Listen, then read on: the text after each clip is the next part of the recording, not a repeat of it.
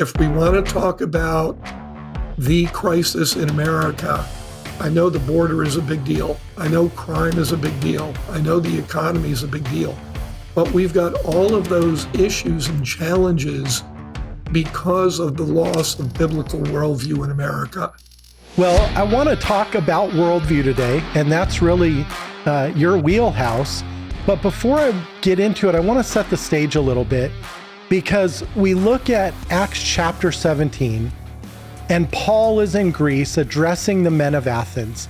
And he says this, he says, "I perceive that in every way you are very religious. For I passed along and observed the objects of your worship. I also found an altar with this inscription, 'To the unknown God.' What therefore you worship is unknown, this I proclaim to you." And he goes on to preach the gospel to them. But first, he has to start with the very beginning, that foundation of who God is, what he's done from creation, and then his plan of redemption. Because even though these people were very religious, they didn't have the foundation that the Jews had of the law and the prophets and the story of creation and this knowledge of who God was.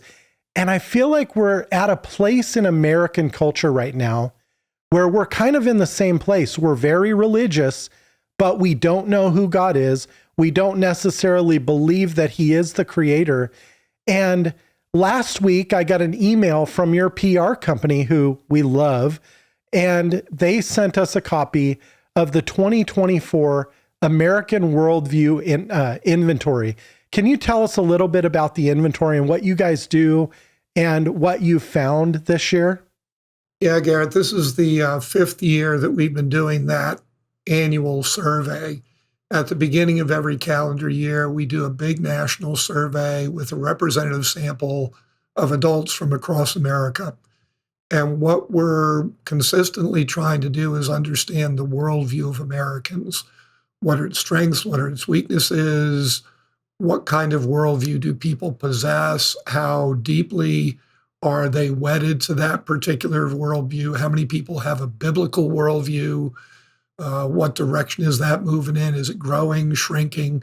All those kinds of things. We look at different segments of the population in relation to their worldview. So every year then we put out a series of small reports drawn from that research. And probably what the PR firm sent you was one or two of those reports that have come out so far this year, looking at what we've discovered in 2024, one of the key elements of which is that, once again, we have a decrease in the proportion of adults in America who possess a biblical worldview. We're down to just 4% now. When I started measuring this back in the early 90s, I was working with Chuck Colson and others on trying to assess worldview back then. We were at about 12% 30 some years ago. Wow. And the reason that Chuck wrote his landmark book, How Now Shall We Live, came out of that research because he was so alarmed that it was 12%. Well, ever since that time, we keep declining just a little bit at a time. But, we've lost 67% of what we had back then. So, this is a real danger point for America.